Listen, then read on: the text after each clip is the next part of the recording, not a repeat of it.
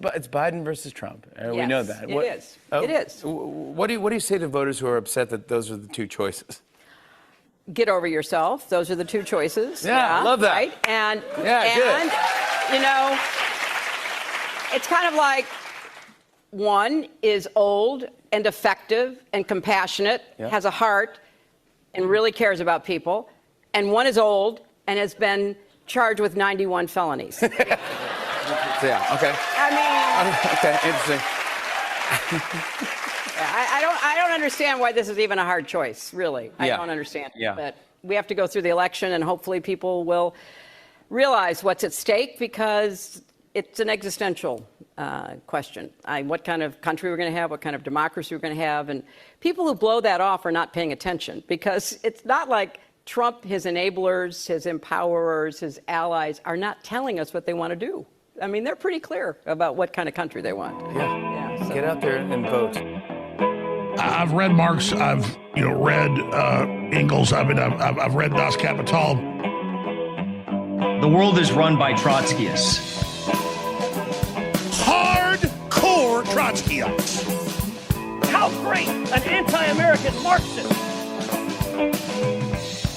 They're controlled by Trotskyists, as you put it, and these are the most evil, sick human beings on the face of the planet. Okay, well, there you have it. That clears it up, guys. I hope. My first thing that this person speaking is the 2016 presidential candidate who lost to Donald Trump. So I'm glad she's telling us what we need to do. Nothing like someone who lost the election going, hey, this is what you should. Good. Thank you, Hillary Clinton. You're very smart. You know how to lose.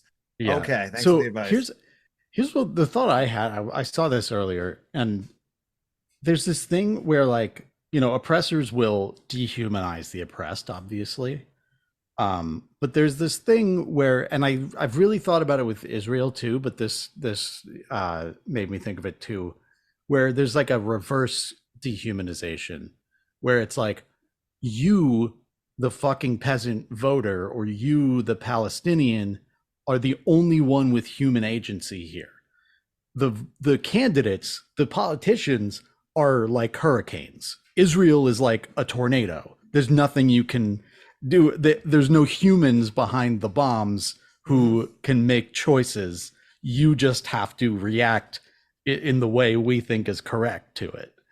And that's what's so incredible to me. It's like, yeah, that's who she is, and that's what she thinks, is that, like, no, this is how it is. It would be absurd for the candidates to change for you, little shitty piglet voter. I mean, I think the big issue really is that, they're leaving out that there's a genocide going on. That's the problem. It's not like we just think there's two things. Joe Biden is actively funding a genocide and ethnic cleansing. I don't know. It's not that. Like, the reason why he's losing so bad is, along with a bunch of other crap, but like, they don't talk about issues. There's nothing about it. It's just about who they are, what they are. And yeah, Trump did 91 felonies. Bad. Yeah, sure. But like, I don't know, Joe Biden has done really nothing effectively. We didn't get the public option. We didn't get the $2,000 checks. We didn't get $15 an hour. I mean, there's a long list of shit he didn't do, but why isn't that being discussed, Hillary? I think also, if you look at this, you're right. Obviously funding the genocide going on, but if you look at your grocery bill, it's probably close to doubled in the last 2 to 3 years. The job situation really hasn't improved. Most people are suffering, and Democrats have done nothing to protect abortion rights, trans rights, none of this. They in fact, they're running to the right when it comes on immigration to the Republicans. They want to, I think those concentration camps, they're all still open. And this, for the United States is notorious for having these election campaign seasons that are perpetual. It's like hell. It's Sisyphus rolling the rock up. It just keeps going and going. You're going through the same perpetual motion, because the fact is the choices are already decided, and it's the nature of the system that, it's, as Lenin said about bourgeois democracy, that to decide once every few years which members of the ruling classes to repress and crush the people through parliament. This is the real essence of bourgeois parliamentarism.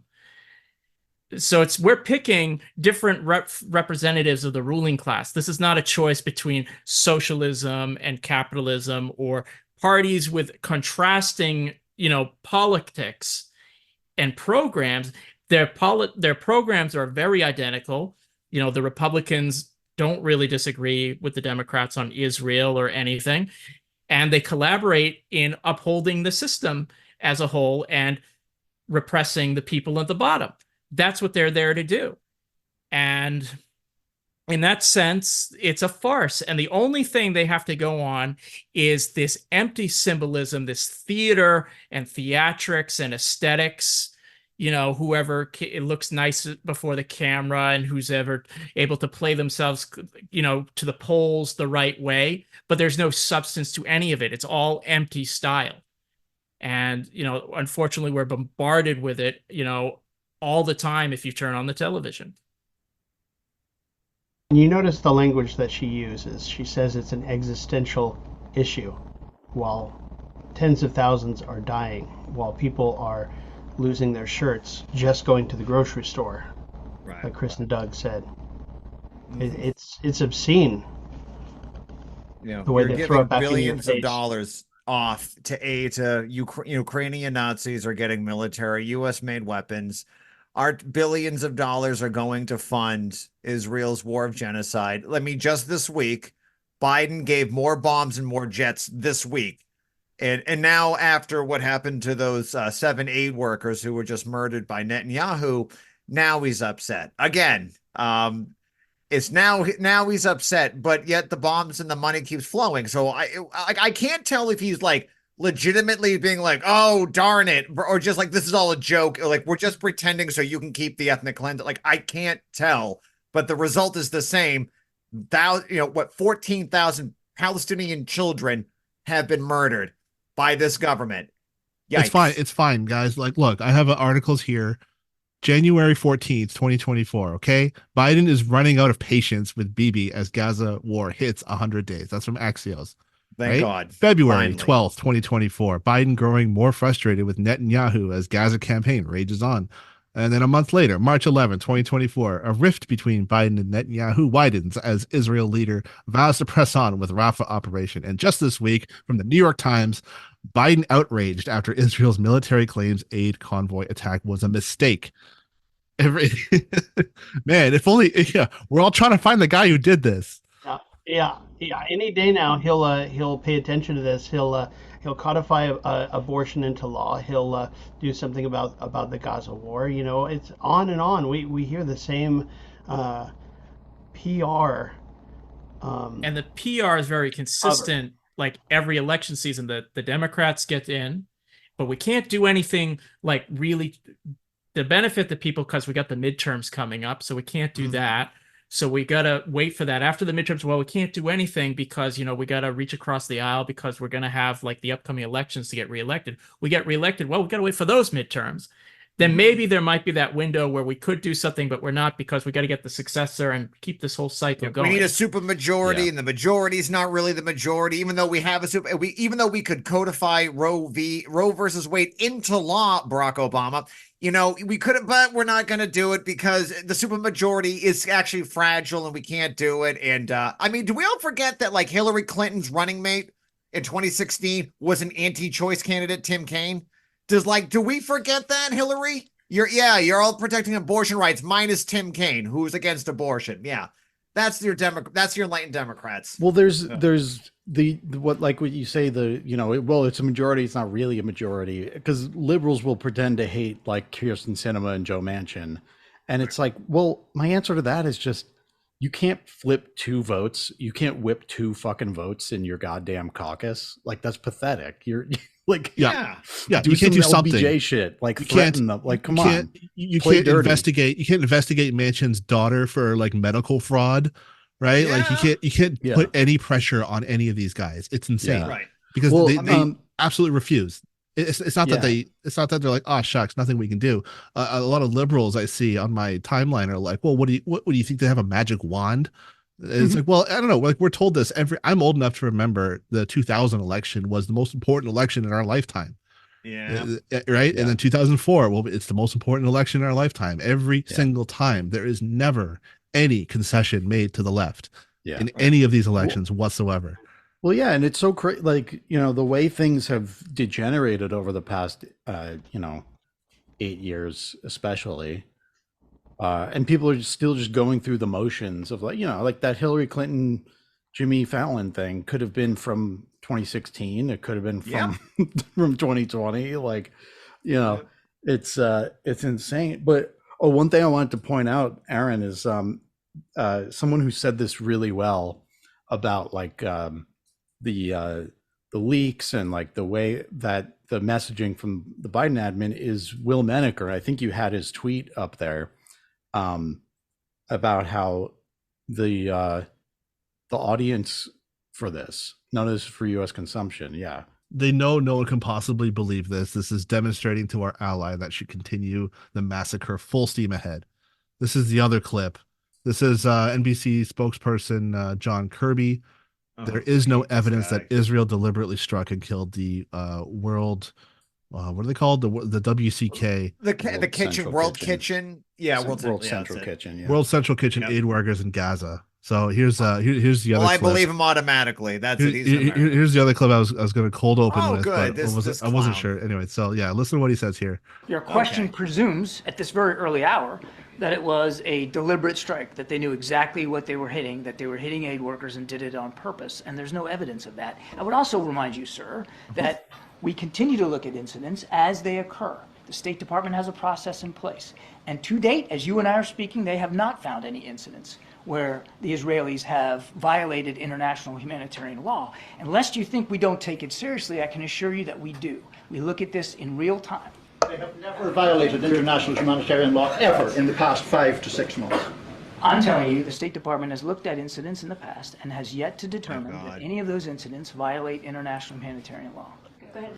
And they said Trump was a pathological liar, huh? Yeah. Wow. No, these guys have no problem instantly determining who carried out the massacre in Moscow. They are quick to condemn China for the Uyghur genocide. But like for this, we're like, oh no, we've never found any shred of evidence that Israel's committed any sort of humanitarian violations. And I sidestepping the 5 to 6 months. Well, I'm not going to address that. No, I know. Right. He couldn't just say no, that's it. Like these people would lie. Oh my God, how much they lie. Wow. Hey guys, it's this or Trump. So right. Be a grown up and you're gonna have to pick greatest one. country, greatest democratic system in the world, huh? Yeah, you're privileged if you don't get in line with this. Come on. Yeah, no, we have to preserve democracy. Otherwise, there might be a party that will sue to get rid of third parties off the ballots, right? Because democracy is on the line here. We can't risk third parties kind of throwing the election for us. Right. There might be a party that doesn't have primaries or doesn't have primary like debates. Yeah, right. Like, just in case, because we got to save democracy. Oh wait, no, that's the fucking Democrats. No, this is the joke, and we know this is a joke. This is like bourgeois democracy is a complete joke. And dipshits like Jimmy Fallon could just giggle his way through talking to this ghoul who lost the world's easiest election to the world's dumbest man. No, exactly. Like, who are you to lecture anybody on anything? Like, you should just hang your head in shame and just leave and never come out. Like, that was politics. Once you lost such a big election, that'd be the last time we'd see of you. But you came out just to tell everyone else that we're the jerks, not you, not your candidate, not your party. We're the assholes. Okay, good. Gotcha. Holy moly. Okay, so I don't know if you guys follow Peter Dow. He used to be a Hillary Clintonite, and then he kind of moved way far, decently to the left. Wow, that's rare in politics. All right. Yeah, he saw the light. He earned the nickname Chairman Dow for a while. Ooh, all right. Well, all right. Probably not as cool as that, but I like it. And so he challenges liberals on Twitter. What will Trump do that's worse than what Biden has already done? Right. And looking for an honest answer here. And not one person he says March 31st, and not one person has said anything Trump will do that is worse than the genocide Biden is currently doing. Yeah. And not one has explained why Biden, with his abysmal polling, is the best candidate to run against Trump. It's basically mass murder is fine as long as we stop Trump. Yeah. I could excuse genocide, but I draw the line at Trump. Yeah. Well, You can even excuse if you, genocide?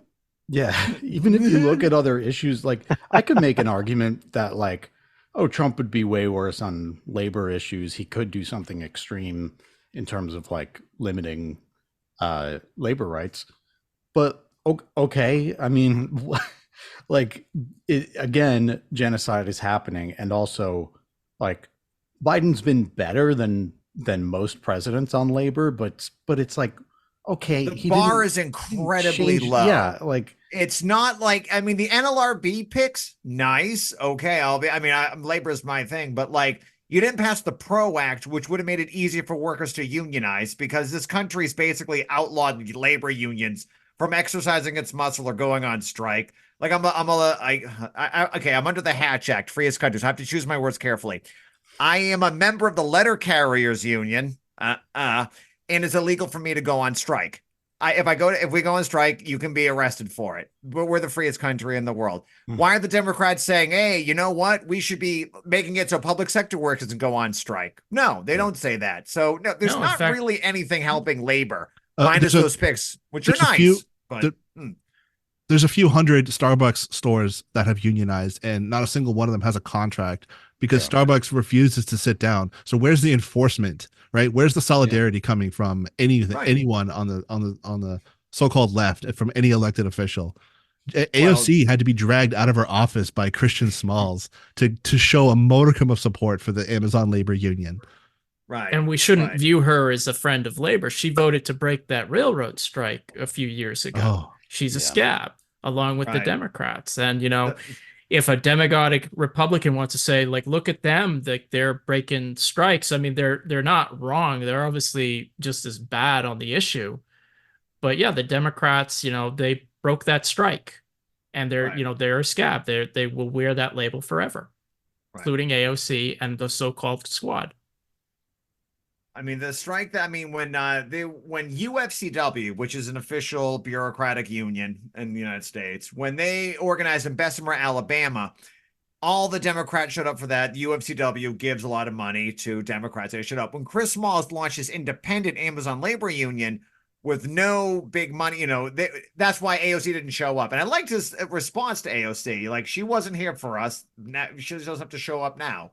That's the whole thing. Like, the Democrats are just looking out for whoever donates to them the most, and they'll show up and support. It's a very transactional thing with the Democrats, really, So, I think we should look at the Democrats and the Republicans as this. They're obviously both bourgeois parties, own lock, stock, and barrel, but they play different functions in the system. The Republicans can play, populist as well. They can appeal to, Christian conservatives on cultural issues and everything. What the Democrats do historically is they try and pretend to be a people's party. So a lot of their constituents, or the people who historically have supported Democrats are, labor unions, civil rights groups, environmentalists, and peace activists. But if you think about it, it's really just a co-option. It's meant to give them more legitimacy to carry out bourgeois politics. And they are historically been very successful in co-opting all kinds of groups. So in the 1890s, the big alternative party was the Populists, led by William Jennings Bryan, who was kind of to put it very kindly, very problematic in many areas, but he was an alternative, and he got co-opted in along with the Populist Party. In the 30s and 40s, the labor unions were pushing, in many cases, for independent class politics. But for various reasons, they ended up in the part of the New Deal coalition where their most radical members were purged and everything like that during the McCarthy era. And, the peace activists, they support the Democrats because supposedly they want like a more humane foreign policy. But the Democrats are the ones who brought us like the Korean War, the Vietnam War, pretty much most imperialist wars of the last century. Israel genocide. And Israel and genocide. Right now. Yeah. So the Democrats are very good at, historically being a bourgeois party that puts on the mask of being a popular party, but it co-ops and basically, completely guts any movement that gets in there. All the people who say, well, we're going to join because, they have all this institutional base and everything. We got to be realistic. But everyone who enters the Democratic Party trying to advance even a modicum of progressive or left agenda, they are completely co-opted and they have to play by the rules of the game to get ahead. But the rules of the game are in advance of bourgeois politics, not any form of proletarian or popular politics. And that is, the function the Democrats serve. And that's why, we need independent, working class politics, but being inside them doesn't advance that one iota. And we could go down the list of a ton of movements that I didn't even list, but anyone who joins them, they are co-opted and their agenda is swiftly de-radicalized.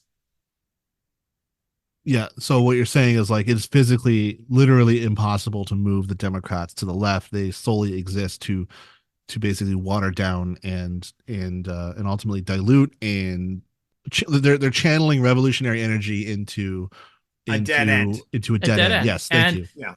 The people who say, well, what if we just change and vote, primary this person? It's like, well, to give the most obvious and recent example, AOC was supposed to be this new, fresh, hip Democrat. She even called herself a socialist. But even before she was elected into office, she was, saying, I'll support Israel. I'll support, Nancy Pelosi. And even though one of her big campaign things was like, I was opposed to ICE, and all this, these concentration camps for immigrants. One of her first votes, her very first vote, was to help fund ICE with all its concentration camps.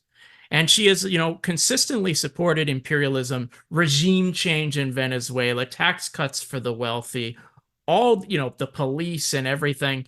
Refunded the police. She voted to fund the police. So this is a so-called progressive Democrat, a so-called left-wing Democrat, and voting for a different class of Democrats, well, it just gets you Democrats. There's a class line involved here, and we have to understand that. You stand on the Democrat or the Republican side as well. You're not even if you call yourself a worker, a socialist or a progressive or whatever, you're on the other side of the class line and you're playing on their arena according to their rules. And if you want to stay in that arena, you have to follow those rules. And AOC, to her credit, knows how to play that game. And she's playing it very well for their side to advance their politics. Because she is an enemy of the people. That's what the Democrats and Republicans are, every last one of them. Another thing to listen out for is whenever you hear someone engaging with, both sides, but especially with the Democrats, I've noticed is that when they're questioned either on Jimmy Fallon or in less friendly venues, their pat response is to mention the opposition and basically play emotional blackmail with even with an innocent question, they say, well, at least you don't have Trump today. You don't live in this other country. You're in the freest country in the world. And they don't answer the question directly. They always pivot to the opposition. And if you try to stop them and say, no, wait a minute, I'm talking about this issue. I'm talking about your actions or your party's actions. They'll get very testy and say, look, I'm here to talk about so-and-so's message. They pull out the 5-point plan, based on the campaign, but they almost never directly answer the question, even in a friendly interview. Yeah, it's insane because like that's all they have is they can pivot to Trump. Whereas like I can point to posts on forums and tweets that I've read. It's anecdotal, but like during COVID, right? During the early days of COVID, Trump sent out more stimulus checks that were more money. That was more money to more people. Student loan payments, right? Pro student loan payments, right? And the Democrats sent out less COVID stimulus. It was means tested, and they restarted student loan payments. There was people posting online like under Trump for the first time in my adult life, my bills are paid and my fridge is full of food. That has never happened before. This is the American experience. This is the American working class experience. Yeah, like if a real Labor Party had gotten in after Trump, that would have been an amazing opportunity to go, oh, a lot of this is an incredible gift we never thought we would get. A Republican put in these social welfare programs, and we should keep them. We should expand some of them. We should, would have been an amazing time to do that. But of course, the Democrats, I forget who said this, but the Democrats will get right-wing policy done in ways Republicans couldn't dream of. And it's consistently that way. If you look at it historically, it's been consistently the same all along. But it's one thing for Congress people to get swallowed up in the Democratic Party, right? What about senators? What about Bernie? Like, what's Bernie got to say on this? Speaking of progressives who will never be allowed to win anything and president like that, how they screwed him over twice and he kept coming back for more. Oh my God. Let's my God, how low will he go after they screwed him over? Let's see. Wow. Now, I fully understand that while President Biden has some very significant accomplishments, which he has every right to be proud of, such as there are a number of areas where the administration's response to important issues has been inadequate or, in the case of Gaza, dead wrong.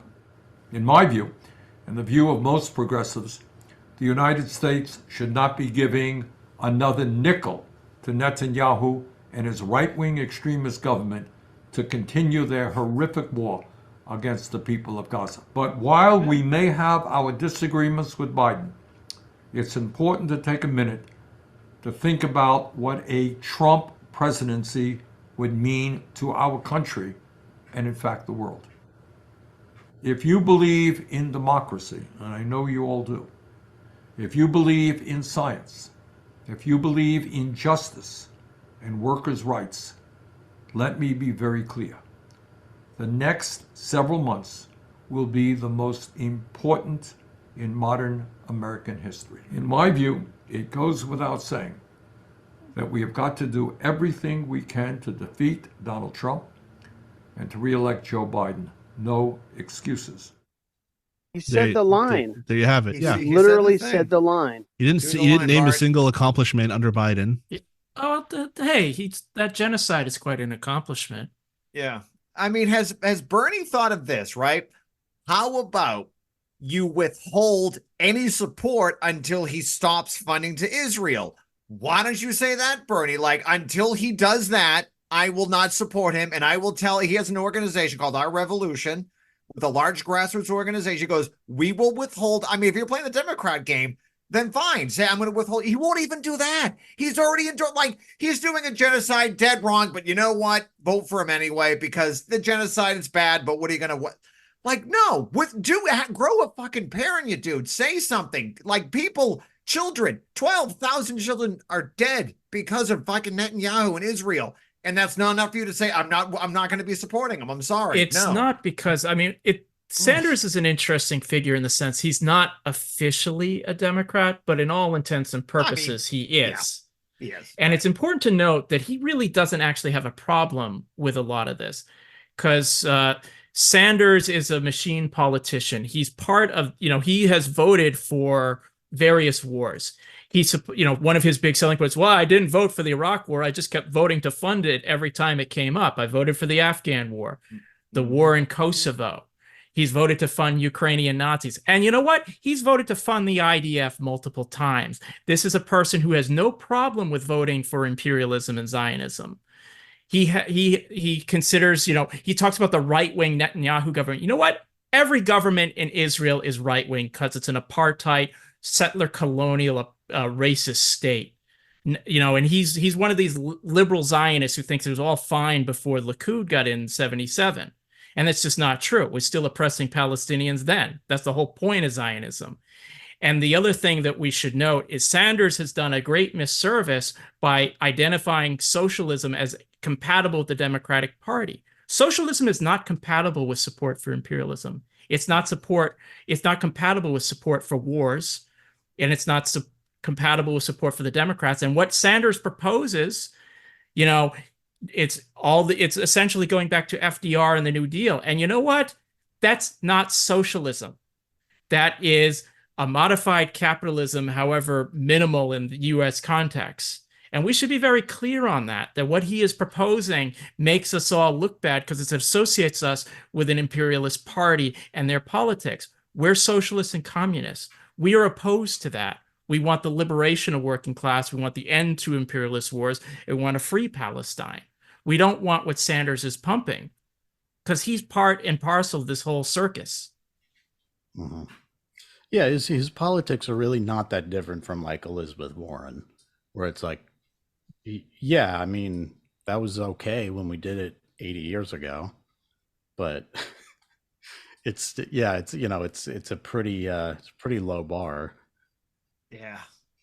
And yeah, his votes for militarism is like really really incredible. And a lot of us who were less educated at the time when he ran in 2016, I think sort of went like, well, okay, I don't like, but he had a that was my out. right turn. I was like, yeah, I was a union bureaucrat in SEIU, and I was considered to be like, amongst SEIU, I was an extremist. Amongst the comrades I sold, it was a lonely time, but it was nice to hear some people talking about some ideas we've had for a while, but unfortunately, when push comes to shove, he's not going to first time you could say he got screwed over, but the second time it was a joke. He was just trying to he'll do whatever the Democrats tell him.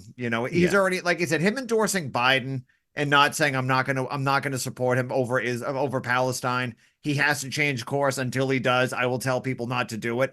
That's what if a real leader would do that, if that's it. And he's not. I mean, he's got some nice ideas, and he's inspired a lot of people to get into socialism. I don't consider him to be a socialist, but he's a social democrat. And we can talk about this more when we get to the Adolph Reed piece. But I keep thinking could everyone stop? Even for the ones who are like, no, I have to vote for Biden. Could we stop fucking announcing it 10 months out? What are you doing? What does this accomplish? Right. It prevents any sort of left opposition, which is the name of the podcast that you're listening to. It's also there was a meme that came out about in 2012, and it's it's showing these liberals protesting Obama. It's like, if Obama doesn't do what we want, we will vote for him with slightly less enthusiasm this time around. And you know what? I think it actually got it wrong in the sense these people are actually going to do it with enthusiasm. Yep. Yeah. Because they really don't have any integrity. Right.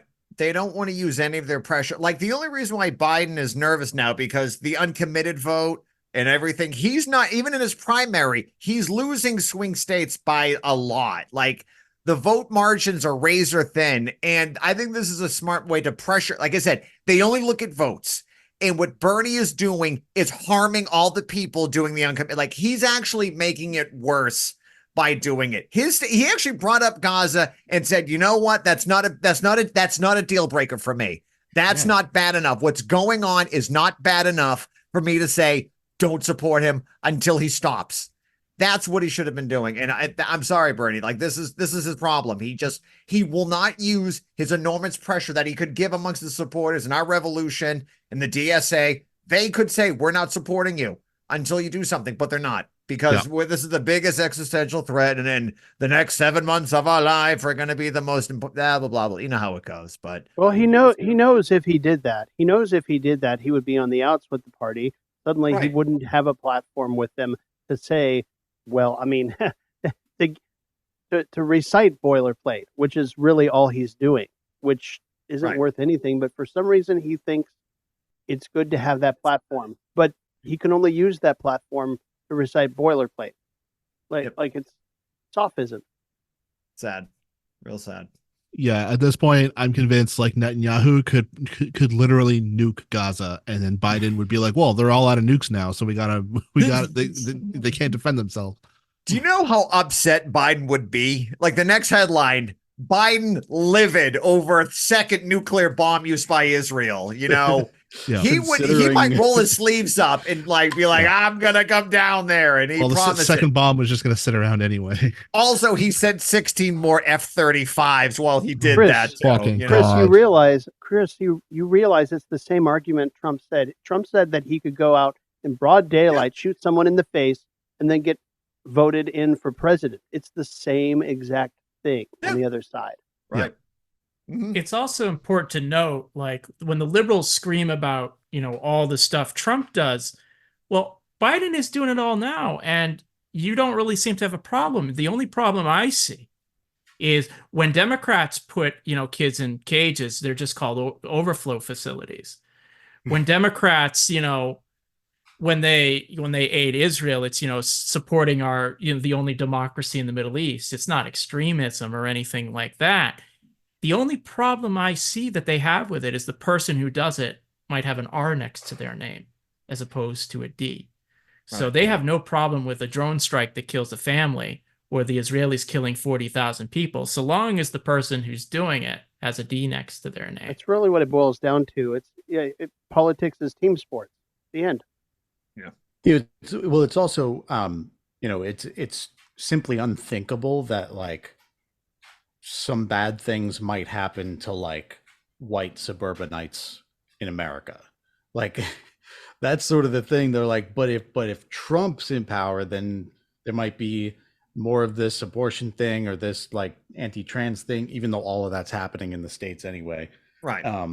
But it's like, oh, okay, so you're fine with hell on earth for Yemen and Gaza and what's the Congo, like whatever the fuck it is. Yeah. But like, no, if there's any chance of it coming home, and I personally, where I'm sitting, feel like Biden won't victimize me. So. Right. Oh my God. Anyway, so you'll notice it's one of those things that always sticks out on my mind is Bernie pointed out that Biden believes in science, and this was a big thing for Hillary, right? Yes. Yeah, Trust the science. She believes in climate change, right? And Biden believes in climate change. Oh, all right, thank God. We have someone in charge who understands what climate change is, and yet oil drilling on federal lands, oil production in the United States is the highest it has ever been. More permits were given out under the Biden. More permits were given out under the Biden administration than Trump. So Trump 2016 to 2020, you see the chart go up, and then it went down during COVID, obviously, but then it just kept on going. It kept on going. Yeah. For someone who supposedly believes in climate change, he supports green energy. There has never been more oil produced in the United States than under Biden. So, good job there. Great stuff. That's good. Good. Yeah.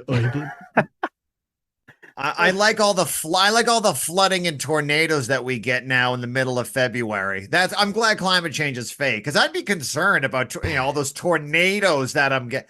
There are 0 tornadoes in Massachusetts and like ever. We never and maybe Western Mass, but now we regularly are getting tornado warnings and massive flooding too. Right now we're going through the most powerful nor'easter of it's insane, and it's April.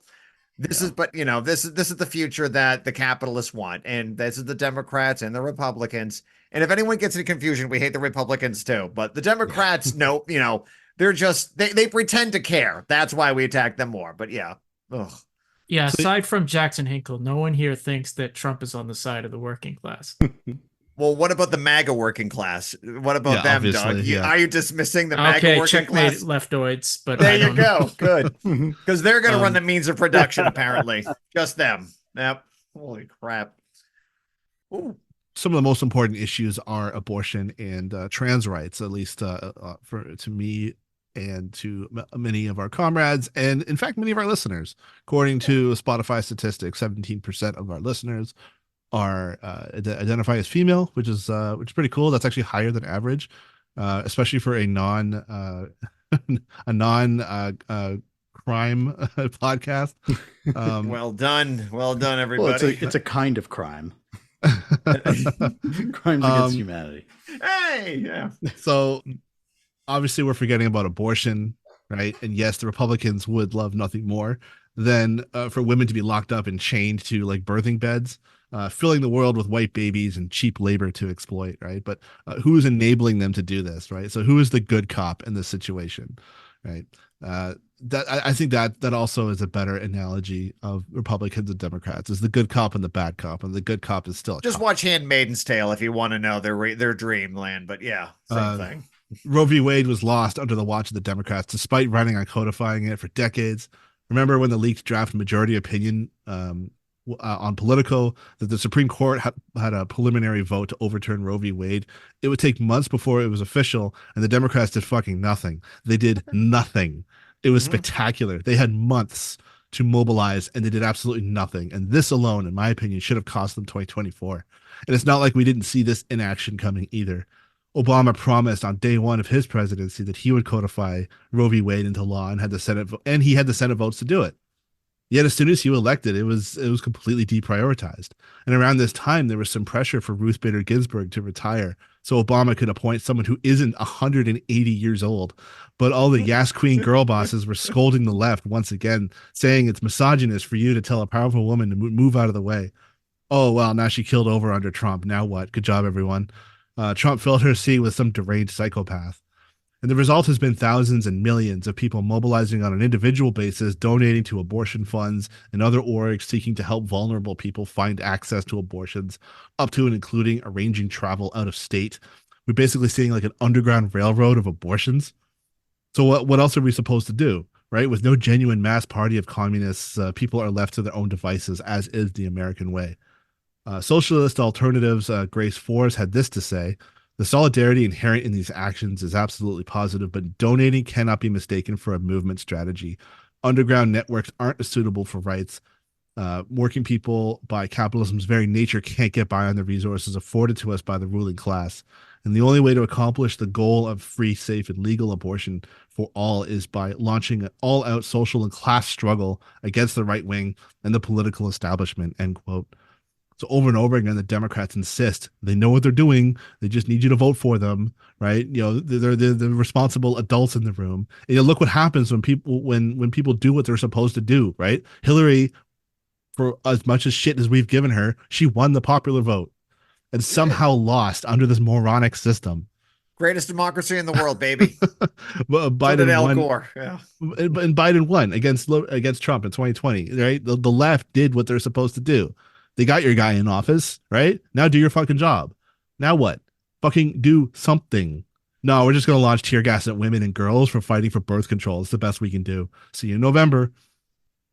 So speaking of which, surely the Democrats will start running some pro-choice nominees, right? So but in 2020, Pelosi stumped for anti-choice Democrat Henry Cuellar in Texas to put the thumb on the scale once again against a progressive, ostensibly left candidate. Remember that? Yeah. And her VP, who was anti-choice too. Her VP in 2016. Yep, Tim Kaine, a name nobody remembers. Nope. So no matter how nice of a candidate you think you are, the Democrats fucking hate you. They have told the left to fuck off for years and years now, and they blame the left when they lose thousands of down ballots across the country. And so I say, fuck this stupid party. No, the left didn't give the world Trump. Trump's populist messaging, white identity politics, while also tapping into a genuine working class frustration, is what won the election. It's also the smug and righteous incompetence of the Democrats that gaslights leftists into voting for them because the other guy is worse. And this is what the end of the ratchet, of the Overton window, whatever the fuck you want to call it. This is what that looks like. This is like, to me, this is the end game. The line has been crossed. Abortion alone should cost the Democrats the election in November. I mean, one thing I want to say too is, like, to piggyback on your point, like the Democratic failures over the last, let's start with NAFTA in 1994, which was the gutting of all labor union jobs in the Midwest, all the manufacturing, gutted all of them in 94, sent them off to third world countries where if you're a worker in a third world country and you mention union, they'll kill you. That happens. Colombia, Mexico. You know, where they're going to take your job and they're going to do it in Mexico and other places for a lot cheaper and no bathroom breaks. And that's the way the capitalism will spurn off from that. Democrats didn't put up a fight. They don't fight for anything. Unions are being gutted. They're doing nothing. People are like, we're losing civil liberties, and the Democrats are just saying, well, they're not offering any hopeful alternative. You know, they couldn't even do $15 an hour because the parliamentarian in Congress stopped them. And they're not even like, I'll say what you want about Trump. Like, when there were senators who were going against him, every goddamn day he was attacking them over and over until what? They didn't run again. That's what a leader does. If you're not going to get on the part, if you're not going to do it, what's Biden going to do? Nothing. They do nothing. And it's like that Simpsons meme. I mean, we're talking memes here, but we tried nothing and we're all out of ideas. Like that's literally what they've been doing. And they keep thinking like it's our fault that they're not winning elections when they're the ones when in power don't do anything for the working class. Or they do maybe a few small things and they go, well, that's good enough. That's all you need. Like, if I'm drowning, you don't throw a small piece of wood and go, oh, there you go. There you can kind of float on that. Yeah. But, good luck. Yeah, to start, we can build on it later. Yeah, hey, wait 4 years. Wait 4 years until we defeat the ultra-right. Then we'll give you 2 pieces of wood, not an actual boat to pull you up. But yeah, and when the Democrats do get into power, they actively stifle anything that would actually help keep their power. Obama could have gotten universal health care. The other one, Employee Free Choice Act, too, which is another thing for labor. And they were like one vote away. It was apparently Joe Lieberman. Who recently died. Rest in power, Joe Lieberman. Oh yeah. He was the Kristen Sinema and Joe Manchin when I was younger. It's always a rotating villain. It was Joe. Yes. Oh, we do it, but Joe Lieberman, and there was some guy in a Democrat in Georgia. I forget his Sachs. I forget his name. But there was always a rotating villain that. We would give you everything. We would give you health care, but you would almost think they were assigned. It's right. It's weird. It's like you ever watch wrestling as a kid and like you thought it was real and like you thought the Undertaker was really bad. Yeah, the guy you think you're talking about was Zell Miller. That's it. Zell. That was it. Yeah. Like I remember when I was a callback. I got a digression story, but you'll see where this is going. Like when I was about 12, I went to see wrestling, right? And there was these bad guys. They were like this heel and face. There's the bad guys and the good guys. These were the heels, and they were going to fight the good guys in like a tag team match. But I was in a weird position where I could look down and I could see behind the curtain, literally, and I saw the bad guys and good guys all joking around and talking and stuff. And I'm like, 12-year-old, like 11-year-old me. I'm like, what? Wait, you guys are supposed to be enemies. You guys can't be palling like that. And then I realized it's fake. This is the Democrats and Republicans. They may sound it, but it's just fake.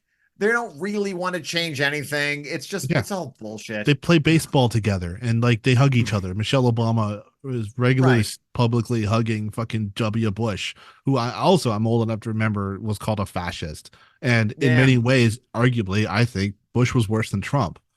Bush killed 1 million Iraqis. Yeah. Yeah, I would say, I'd say Dick Cheney was the real power. And Bush was just the dupe in there. Like I said, it's not one man it was Rumsfeld. It was a whole machine that he got from his daddy. He inherited daddy's machine of and like I said, they ran through it too.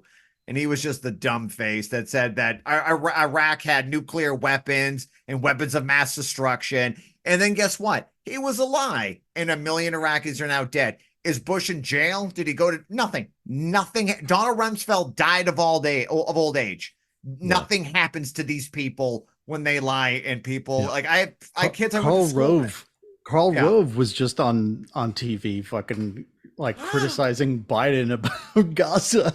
Why isn't that man being waterboarded right now? Like I want Karl Rove waterboarded for crimes against humanity. What else does he know? Let's find out. We're gonna use enhanced interrogation techniques on him. Oh yeah. That's fine. Jesus. But surely the Democrats will come to the rescue for trans people, right? That's another issue I wanted to speak about. This is actually really dividing trans Twitter. People are they're really like it's one or the other. Like either like you cannot trust the Democrats, or if you don't vote for the Democrats, you hate trans people, right? Right. There's no discussion there. So obviously Trump will not make life easy for trans people. But let's take a look at what the Democrats have done for trans people, right? So on their watch, trans rights have been eroded across the country, seemingly unable and unprepared to handle the onslaught of slander and lies against our trans comrades in a new kind of culture war that started with bathrooms and girls' sports to all-out assault on trans medical care. And that's just the most recent chapter in the ongoing culture war against the LGBTQ community. So even cis women now are being attacked for using their own bathrooms because this was never meant to stop at keeping trans people out of the public view. A few heroic moments put up by individual politicians, like, and I want to give a shout out here to Zoe Zephyr. It won't be enough to stem the tide as more and more reactionary dipshits get elected, with the majority of Democrats looking to compromise on non-issues. And they do this all the time. Republicans manufacture a crisis and they propose a fascist solution, and the Democrats, instead of saying, no, you fucking idiots, that's not a thing, they agree and compromise. That's awesome. I just want to give a quick shout out to Democrats like Zoe Zephyr, who you may remember is a trans woman who caused the Republicans to censor her from representing her constituents. During a floor debate on April 18th, 2023, Zephyr admonished those who supported Senate Bill 99, which prohibits gender-affirming medical and surgical care for minors. She first commented, if you are forcing a trans child to go through puberty when they are trans, that is tantamount to torture, and this body should be ashamed. When this remark triggered an objection from Republican Majority Leader Sue Vinton, Zephyr replied, the only thing I will say is that if you vote yes on this bill and yes on these amendments, I hope the next time there's an invocation, when you bow your heads in prayer, you see the blood on your hands. And this prompted backlash from House Republicans. The Montana Freedom Caucus issued a statement misgendering Zephyr and called for her censor. The fact that she did that in Montana, not a progressive state. I'll give Zoe, you got guts. Good for you. Jesus, man. She's absolutely right. Gender dysphoria can be deadly, and to deny trans kids medical care and help is tantamount to torture. And this is the future for trans people under a Republican government. The bill she was fighting against ultimately lost by 2/3. So to her credit, House Minority Leader defended Zoe, as did other Democrats, but the National Party, the broad leadership, silence, crickets, nothing. No mobilization of working people to defend Zoe, no provisions for legal counsel or representation, no support whatsoever. So when I say the Democrats are the good cops, this is what I mean. Their indifference is going to get trans people killed. They are uninterested, they're unwilling, or otherwise unable to defend trans people, and thus they do not deserve anyone's votes on these empty promises. We have to take the fight to the streets, and this is why I'm convinced the revolution will be led by Black women and trans folks. Those who have suffered the most under capitalism will develop the necessary leadership skills to overthrow it, but not without a mass base of workers in the form of a communist or workers' party. In the meantime, the most powerful tool working people have now is through the mobilization of unions. Workers can fight for better safeguards that guarantee accessibility for trans people into their union contracts, and this fight builds solidarity amongst workers. Or, as Socialist Revolution puts it, the vast majority of trans people are workers who are struggling to make ends meet, just like tens of millions of others. Though there is a minuscule number of wealthy transgender elites, by and large, the trans struggle is a fight for survival against the brutality of life under capitalism. The fight of trans workers for basic demands of health, housing, jobs, and stability is the key to linking up with the rising tide of the class struggle. The fight against transphobic oppression can only take on a mass character by taking on a class character. One of the more optimistic figures of the USTS research was that most trans people found support from their coworkers in the workplace. 68% of trans workers said their coworkers were supportive, while just 3% reported having unsupportive coworkers, and another 29% reported an indifferent attitude from coworkers. Mutual respect between workers of all backgrounds and identities can grow organically out of the daily experience of working side by side, and it is in the experience of collective struggle that a real class solidarity is forged. Class society has produced many horrors throughout history. Though oppression is experienced in different ways by individuals, the key to ending it is collective struggle as a class. The fight against transphobia, as with the fight against racism and sexism, can only advance through the independent organization of the working class, united by the slogan, an injury to one is an injury to all. End quote. And in another article, they write, the unions must take the lead in building broad solidarity among all workers, fighting for concrete improvements in the lives of workers they represent. For example, schools across the country need trans competent nurses, therapists, robust after-school support groups for LGBTQ students. Teachers and their unions should join student strikes and walkouts to demand these services. Unionized state and municipal workers could use their positions as leverage to fight for simple official gender change processes, right? These are simple day-to-day concrete demands that we could be making. Struggles such as these by unionized public employees can build class solidarity and expose the reactionary nature of the capitalist state. In the final analysis, to stop the egregious attacks on trans people and their rights, every corner of the labor movement should be mobilized to oppose these attacks as part of a general movement to guarantee healthcare, housing, education, decent wages and conditions, and equal rights for all. So there you have it. Struggling with the unions should be the first step, not the last. And at the end of the day, the unions still donate tens of millions of dollars to the Democratic Party in the hopes that they pass some mild reforms here and there. And we get stuck in this perpetual cycle where the Republicans make up a crisis, the Democrats agree, and they promote compromises rather than pushing back and calling them out on their psychotic bullshit. Well said. Thank you. That was Thank Jesus God. You know, I'm So- what all right, go ahead. Go ahead.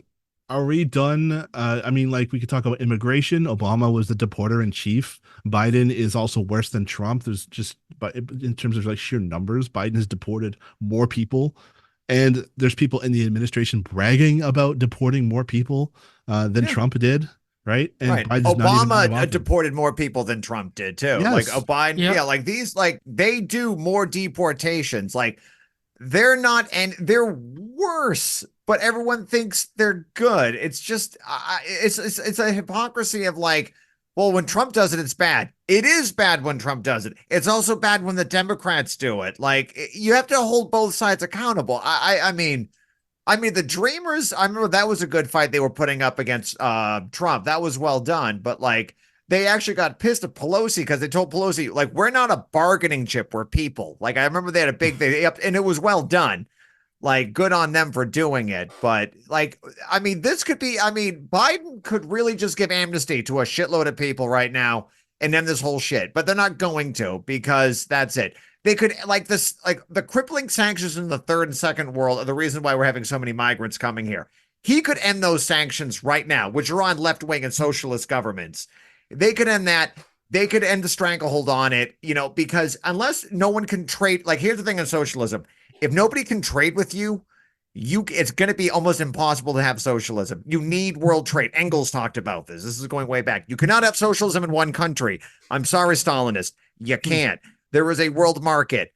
Everyone needs to trade. This is important. So yeah. Ugh. All right. What is to be done? Right? What? Where do we go from here? Because, like, okay, obviously we hate the Democrats, and voting for them is, I would consider, immoral and betrayal of the working class. So where do we go from here? Right? You could we could consult some Marxists. What Okay, left-wing let's organization? start with so this comes from the Nation. Why I'm voting for the enemy.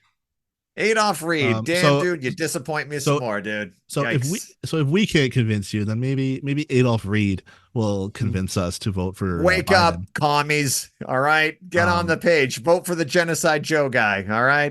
Adolph Reed identifies as a Marxist, does he not? Yes, he does. Yes, he does. Okay. For decades now, electoral politics has captured too much of the political imagination of the American left, or at least of those occupying the cultural space that a left would if there were one in this country. In the mid I agree with all 1990s. that. He could stop there. All right. That was a good article, man. All right, Adolph Reed. All right, let's give it up. Woo. Well done. In the mid 1990s, it seemed as though someone had surreptitiously changed the ground rules for what being on the left meant. And suddenly it was all about running people for public office.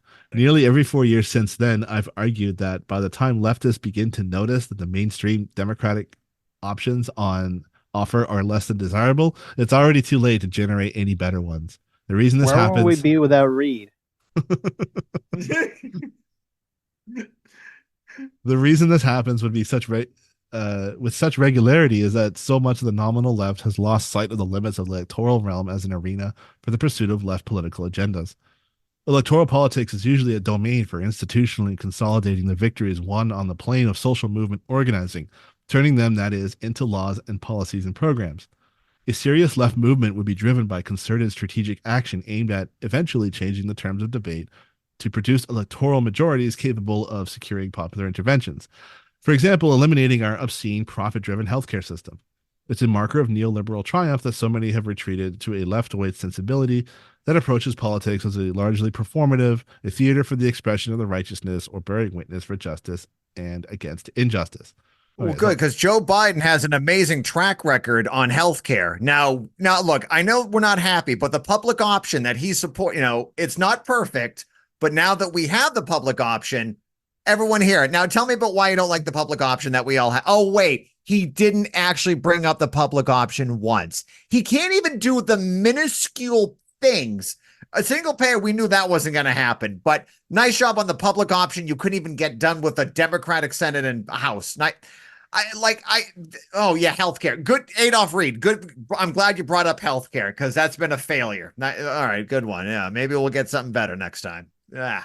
He draws you in from sentence 1, and then he turns and basically says any readers from the so-called leftoid tendencies that see American politics as performative or useless, he casts as hopelessly lost.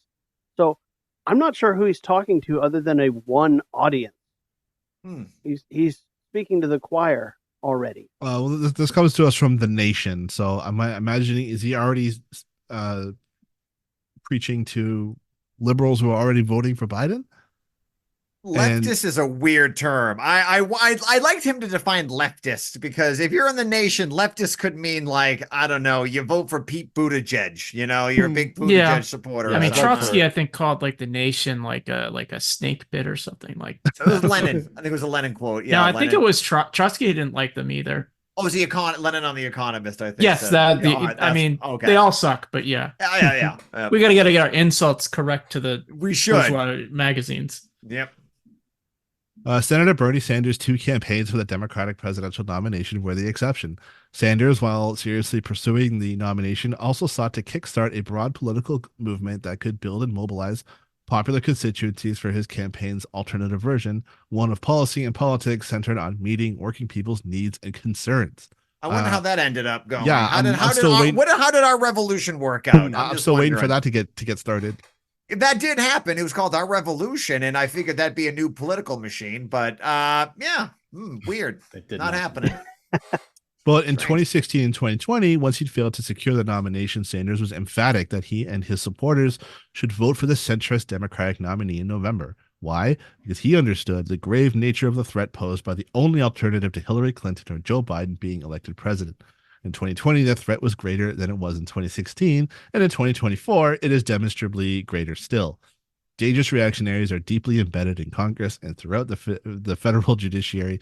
They are ensconced in state governments all over the country and in armed bands of more or less organized thugs and psychopaths fantasizing about going into action against their demonized enemies. Last week, there was some. Yeah, I'm not gonna lie and say there isn't. There's definitely some wackos out there. They are. And you're weak, and the Democrats' weakness emboldens them. So yeah, I blame the Democrats for this, but yeah, he's got a point. Last week in a meeting with comrades in Toronto, I realized that those outside the United States don't necessarily have a clear view of how broadly and deeply those ultra-reactionary tendencies permeate American society now. But for us, there's no excuse not to know or take the danger seriously. So bravo, Adolph Reed. He points out that our enemies are everywhere, as if this is some kind of great revelation. Right. We're living in an age that seems more dangerous. But for those who have experienced racism, sexism, anti-immigrant sentiment going back for over 100 years, to include mobilizations of multiple agencies from the FBI to the American Legion, for Christ's sake, and various other government agencies, the nightmare has been with us all along. So as I've done in the past, I want to make it clear that I do not argue that we must always vote for the Democrat on principle, no matter what. Indeed, Michelle Goldberg accused me a decade ago in these pages of electoral nihilism for having the temerity to argue that the boundaries of a thinkable left cannot be limited by what's acceptable within a neoliberal Democratic Party, and God forbid having voted for Ralph Nader in 2000. This is what I kind of call maybe a guilty conscience, or at least feigning one. It's trying to say, oh, I understand where you're coming from and everything. It's like, no, I'm not a Democratic Party hack. I'm just, going to make all the excuses of a Democratic Party hack. Right. He's getting himself in position. You got to get everything ready before the starting gun goes off. Right. Because 24 years ago, I voted for Nader, and ever since that one vote 24 years ago, I alone and the left are responsible for it. Like they still trot that shit out. I'm surprised they still bring up Ralph Nader.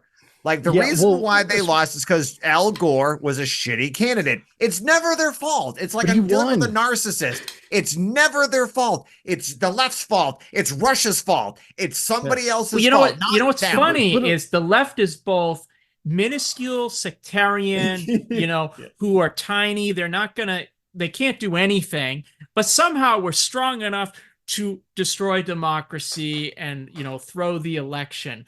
Yeah. Which is it? Right. Yeah. Can't be both. Please pick one. The thing about Nader that always gets me is like the Nader votes didn't fucking like change the election result. Like it was literally Gore fucking won. But popular vote. But but he would have won Florida and then would have won. Like the Supreme Court decided not to finish the recount, and that's and the reason all of that happened is because Jeb Bush in Florida fucking like wrongfully removed like thousands of black people from the purge list. Voter rolls. Yeah. Greg Palast had a great piece on that. Yeah. The greatest democracy money can buy. But like it's insane to me that never fucking comes up. People go like, see what happens when you vote for Nader. Like, no, dude. Like his brother stole the election. Like, and his daddy's cronies on the Supreme Court. Like, they were people who had the vaulted Supreme Court, the corrupt Supreme Court, the corrupt brother. This is a corrupt political system we have in America, right? Which is we're not the greatest democracy. Yeah, but that's the conversation. But it's all right. But it's me. I voted for Ralph Nader in 2000, so it's clearly me. I'm the problem. Good. Yep. Despite Biden's great limitations, this is truly an instance in which the pathetic mantra that the Democrats have offered us for 3 decades, the other guys are worse, is true, and they are nightmarishly worse.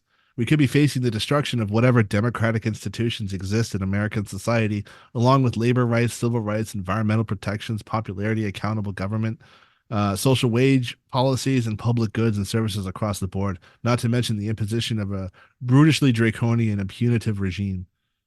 That's interesting. So what have the Democrats done to support, let's see, what have they done to support labor rights, civil rights, environmental protections, popularity, accountable government, social wage policy? The Democrats had a majority and they did not much with it. They gave a bunch of computer chip manufacturers a ton of money, a big corporate handout. They give money to Israel. They give money to neo-Nazis in Ukraine. I see them funding all that stuff, but I don't see them like funding anything that would do that at all, or passing legislation to help workers or anything. No, they do some executive orders, which can be undone in a minute. My God, Jesus, they do nothing, and they think, okay. This is where I like, if fascism really is one election away, then fascism's already here. Yeah. Right. Yeah. It shouldn't be that easy. So somehow fascism is strong enough to win the election, but it's also weak enough to be defeated by it. Yeah. That's it. It's that simple. I mean, that's pretty funny. It reminds me of this Trotsky quote I found where he said it would be absurd to shoot guns over a ballot box, but it would still be more absurd to defend oneself against fascist gangs with a ballot. Like if they're that strong, it doesn't matter. You know how many votes like Mussolini's fascist party won like in the last elections in like 1921? It was like 2%. Like, so clearly he didn't come to power. It didn't happen. I don't know history. This is another indication, again, of why talking to these people directly is a waste of time. They always have an answer. They'll pivot to the Republicans, or they'll pivot to some example of, well, you leftoids out there, you cost us the election by voting for Nader, voting for this guy, voting for Jill Stein. They'll never actually talk about the issues. I'm sorry, I got Mussolini's election results wrong in 1921. It wasn't 2%; it was 0.45%. Oh, hey. Wow! So maybe nice. So he really didn't come to power. Yeah. Well, maybe they should have voted not for the other guy, Oh my God. Okay. I don't know how many times we have to listen to this particular answer. Oh boy, they're going to talk about Israel. Yeah, basically he says here, for many the last straw has been the terror that Israel has unleashed on Gaza, and Biden's pretty bad about that. Nevertheless, as hideous as the Biden administration has been in supporting Israel's destruction, ethnic cleansing of Gaza, the fact is the Republican administration would be even worse. How?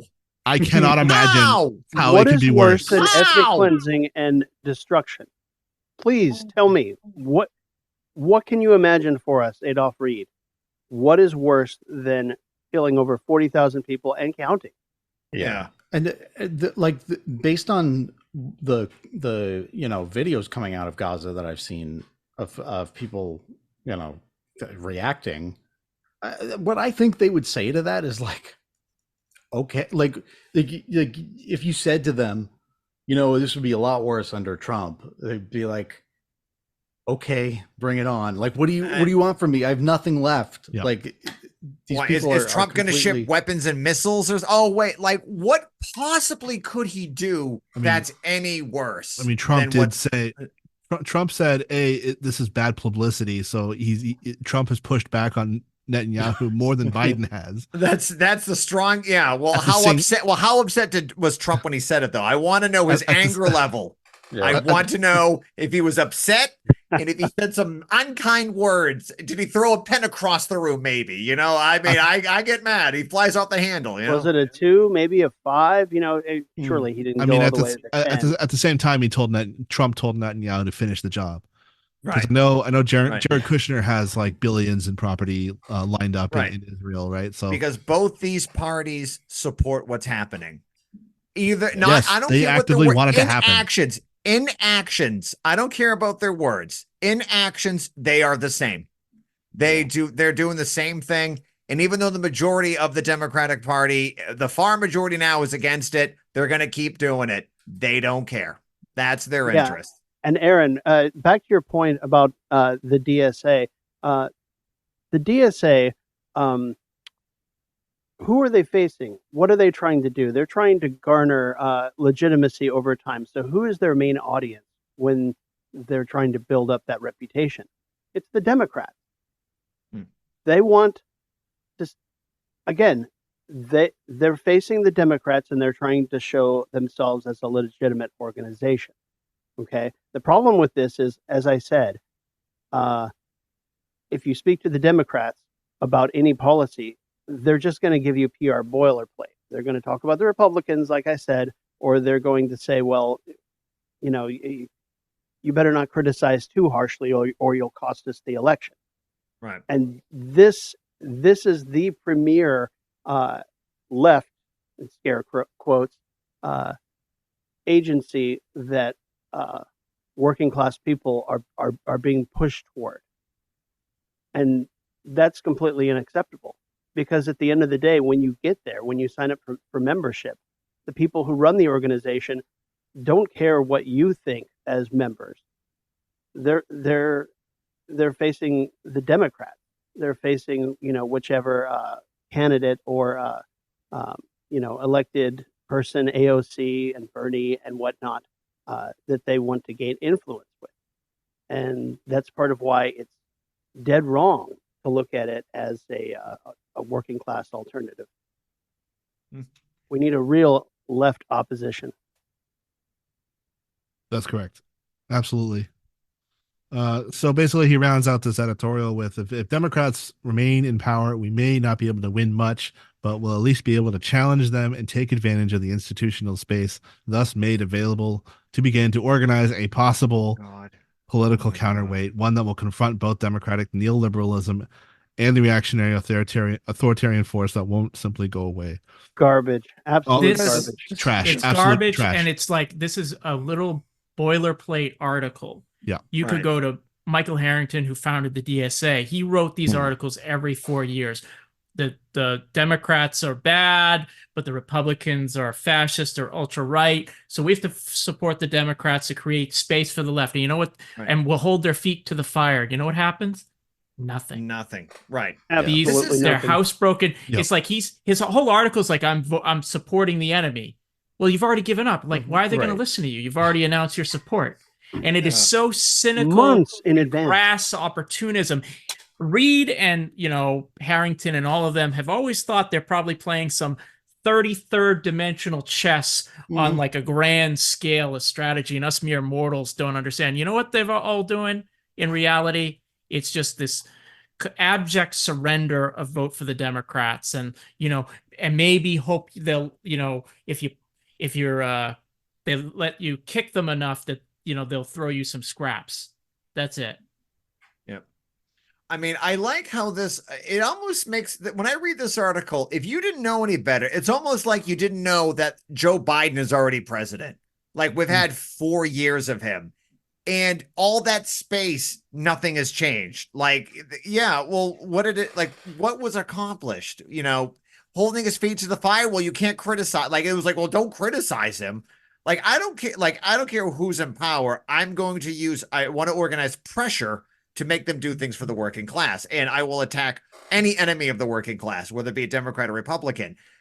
Joe Biden is not on our side. He's not one of us. He's not on the side of the working class. He's on the side of fucking Raytheon and Lockheed Martin. That's who he serves. And he's serving them quite well. Speaking of people who don't serve what they say they're supposed to do, I noticed there's a new article on here. This just came out this week.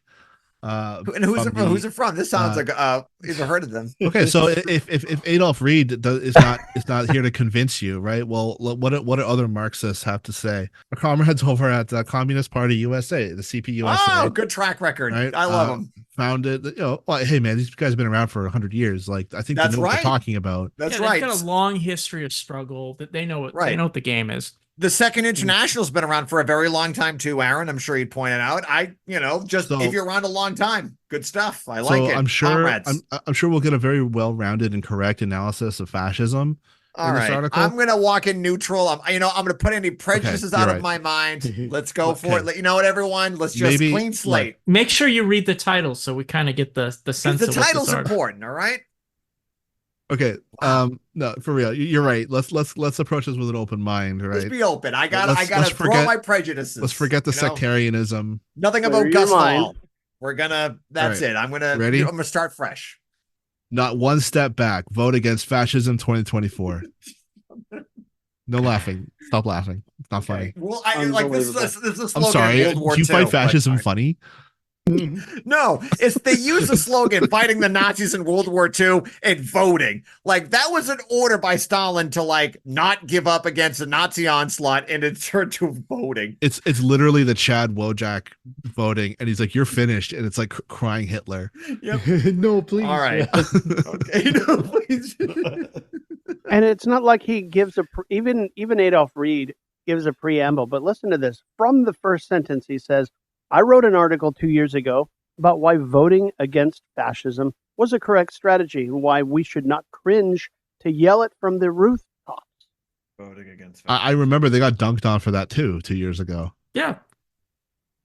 I mean, no preamble, just straight in. See, I was right. Also, who is the writer of this article too, Aaron? I want to give credit to this writer. I don't want to. This comes to us from Caleb Wilson.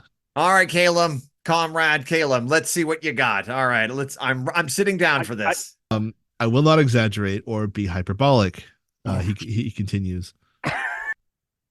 Everything that I will claim below will either be from the mouth of the former president or from the goons and wannabe Gauleiters, a district which is German for a district leader in Nazi Germany who served as a provincial governor, and those who surround him. So anyone who speaks German can't be evil. We cannot hope to advance our program of socialism and ever hope to see the dawn of a communist horizon in the thick haze of state-sponsored autocracy, hate, and ignorance. The stakes are high. If the people's movement fails to defeat Trump at the ballot box, the future of democracy in our republic will be in doubt. But if we vote against fascism, it will be dealt a devastating blow, as I will lay out below. Does this guy think he's in Petrograd in 1917 or something? And this? No, he'd actually have to be a communist to think that.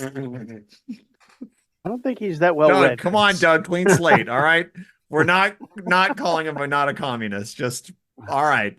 I'm sorry. Let's go. Okay, a communist. And there you go. Interesting use of the term People's Front. right? Because that was, Oh, that worked out real well. Yeah, yeah. I mean, the people. there was class collaboration. Yep. Yeah, yeah. They really stopped Hitler. Yeah, that was Yeah, good. you notice how he says people's movement. It's never the working class movement. It's always the people's movement. No, they never say workers. Yeah, I know. Yeah. This is typical, actually. Yeah. I mean, but clean slate, clean mind. Yeah, this goes back to the difference between a People's Front or Populist Front versus a united front. Yeah. Right? And we'll have a whole episode devoted to fascism, what it is, and how to fight it. I think that would be a really great historical podcast episode. Well, he's already laying it out for us. Why read Trotsky? We got Caleb from the Communist Party USA. This is redundant. I'm reading one article. This is all I got time for. So come on. I'm pretty sure these guys hate Trotsky, and that's why they're using language like People's Front and not United Front. I thought these guys were communists. That's weird. Okay, all right, weird. Are you telling them the party that said, "I will extend my hand to J.P. Morgan," is not doesn't understand communism? You sound like a purist, Doug. Well, I mean, slow down. So far, we haven't really talked much about communism other than the dawn of a communist horizon and the thick haze of state-sponsored autocracy. So let's see what the path to communism is. Okay, I need to know.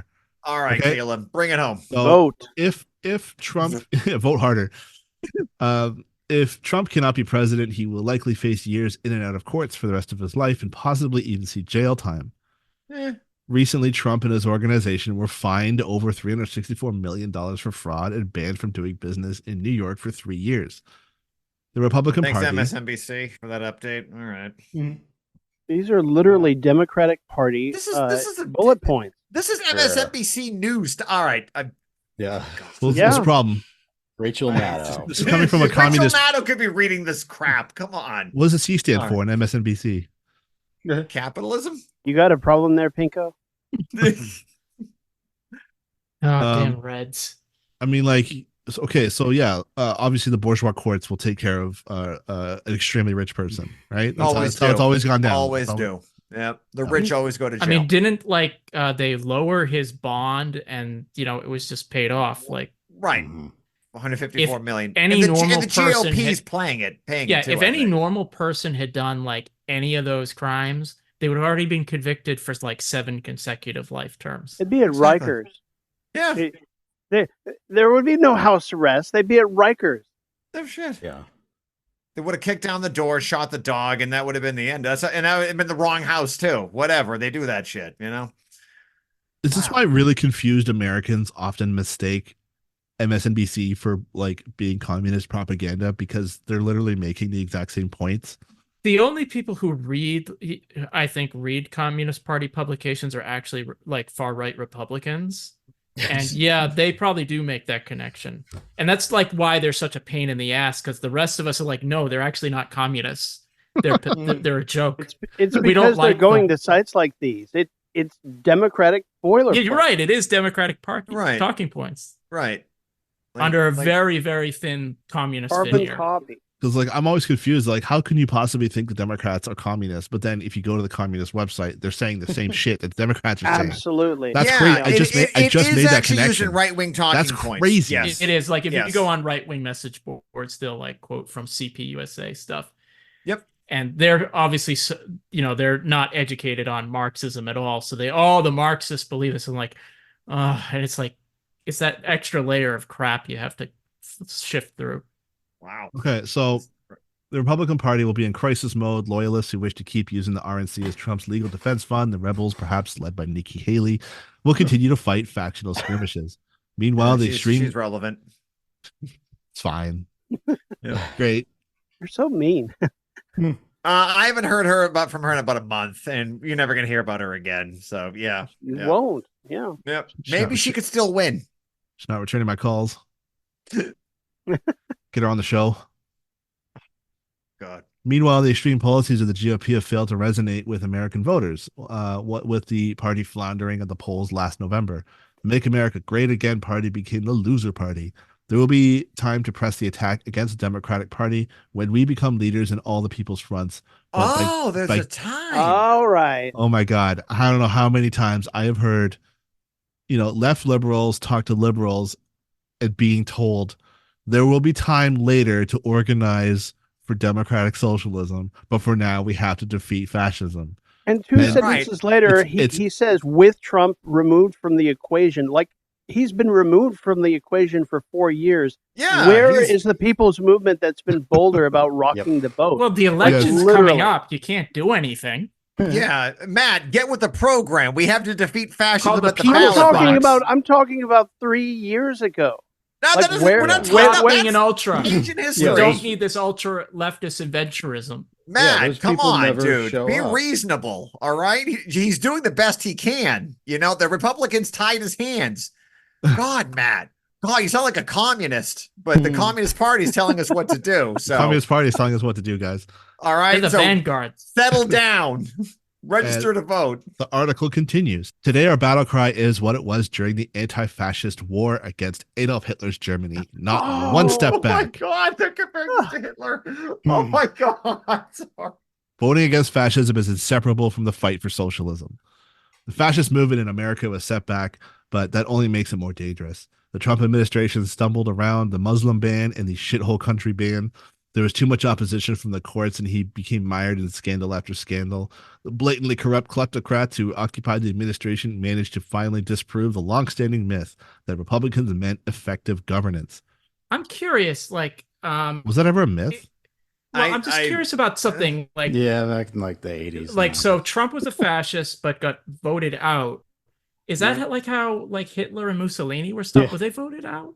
Is that what happened in like May 1945? Hitler, there was a vote in the Reichstag and he like stepped down. Is that what happened? That the gun won that election. Thank you, Team Side Night Capsule as well. You know, just to extra make sure. Hey. I keep going back to Palpatine. I love democracy. I love democracy. Ironic. Ironic. If you truly believe Trump was a fascist and you genuinely believed it, you should be arming the Communist Party USA. You should be going to the gun range every weekend. You should be training in first aid. You should be organizing underground. This should be an anonymous. You should not be using your real name in this. Like you should be hiding. Like, what the fuck? This is an error that Trump and the Heritage Foundation are keen on fixing. In what was supposed to be a softball interview with Sean Hannity, Trump told him that he would not be a dictator other than for day one. This day one dictatorship plan has been backed by what passes for MAGA intellectuals such as Carly Chirk. I almost said Charlie Kirk better. Charlie Kirk and Stephen Miller as part of a new strategy called Project 2025, the Presidential Transition Project. The blurb on their website states its mission. It's not enough for conservatives to win elections. If we're going to rescue the country from the grip of the radical left, we need both a governing agenda and the right people in place ready to carry this agenda out on day one of the next conservative administration. This is the goal of the 2025 Presidential Transitional Project. The project will build on 4 pillars that will collectively pave the way for an effective conservative administration. The project, unabashedly Christian nationalist, lays the groundwork for the unprecedented expansion of executive authority. It would eliminate the independence of the Department of Justice, the Federal Communications Commission, the Federal Trade Commission, and other agencies that Trump found bothersome. To carry out his orders, Trump has called for thousands of federal employees to be fired to be replaced by workers who are appropriately vetted on the basis for the ideological belief in the limited role of federal government and personal loyalty to him. I would love for Trump to actually try this. Because this would be the incredible, the incredible incompetence and disorganization of Trump. There is no fucking way that he could actually pull this off. Watch COVID-19 responses is just as stupid. Or the PPP loan fiasco. Every layup Trump was ever given, he bungled it, and it was the funniest fucking thing. He couldn't even give a speech to like Boy Scouts without bringing up his electoral victory and showing the maps of his electoral map. Or drawing the hurricane. Remember that there was a hurricane and he drew an extra circle, like it's actually going to over here. And they're like, did you draw that? No, I didn't draw that. He went to Puerto Rico and threw paper towels into a crowd like it was a t-shirt. Like, fuck. God.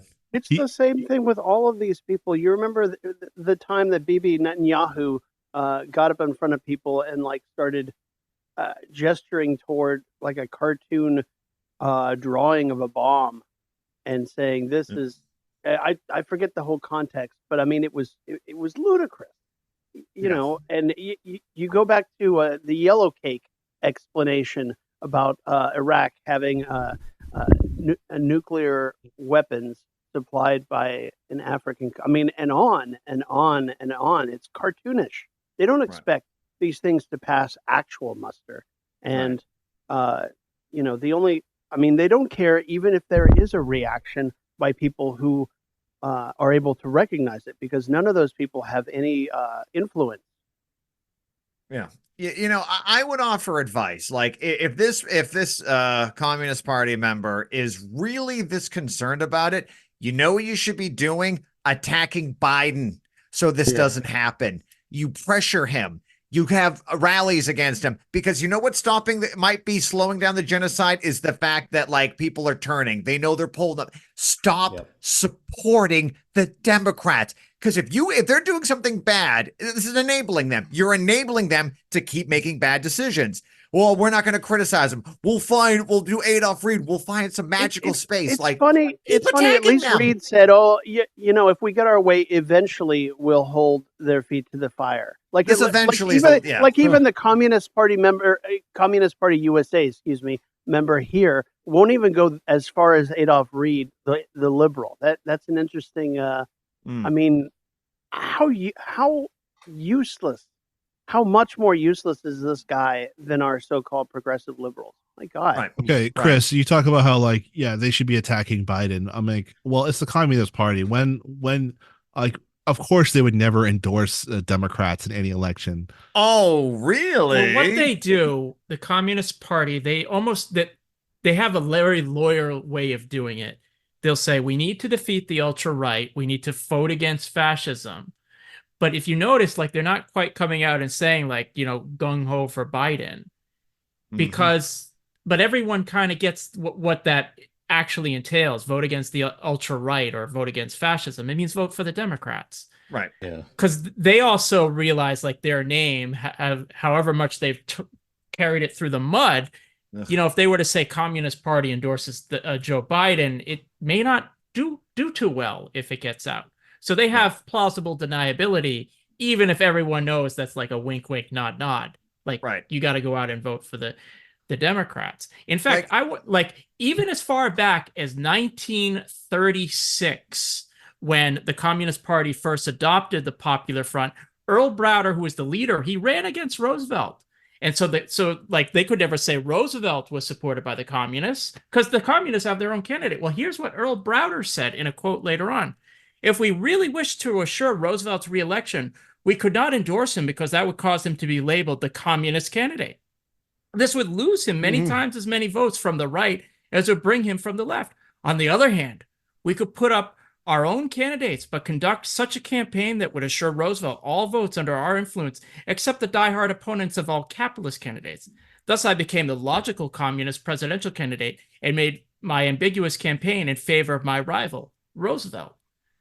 So it's a very clever game that they play. They played that in 1936. They're not even running a candidate here, but they're doing the same kind of thing. You know, they're saying, oh, we're not endorsing Biden. We're saying to vote against fascism. Yeah. But everyone who reads this dreck knows what that means. Okay, so Trump's vengeance would also extend to the Department of Defense. Oh no, not the Department of Defense. No! He has a strong desire to execute former chairman of the Joint Chiefs of Staff, General Mark Milley, who stood against his plans to crack skulls and just shoot them during the Black Lives Matter uprisings in 2020. What a hero. Trump staffing the Pentagon with loyalists does not bode well if he chooses to invoke the Insurrection Act during the next mass protest movement and orders American soldiers to use deadly force against civilians. Whether or not soldiers would shoot American citizens is speculative, though the fact that 1 out of 5 Capitol rioters were veterans is not a comforting thought either, and I don't want to find out. It is not speculative. Anyone who has a long memory and remembers the shootings in Ohio, Kent what State. year was that? I'm sorry, which shootings? You have to be more specific. It's Yeah, like, all right, Kent man, State? it's Yeah, America. the Kent State shootings in Oh. Ohio. The National Guard opened fire against protesters. Yeah. It is not speculative. If they're ordered to fire, they will fire. Yeah. Okay, it's not. It's not a will they, won't they. No, the U.S. military, including the National Guard units, are all volunteer organizations. There's no draft anymore.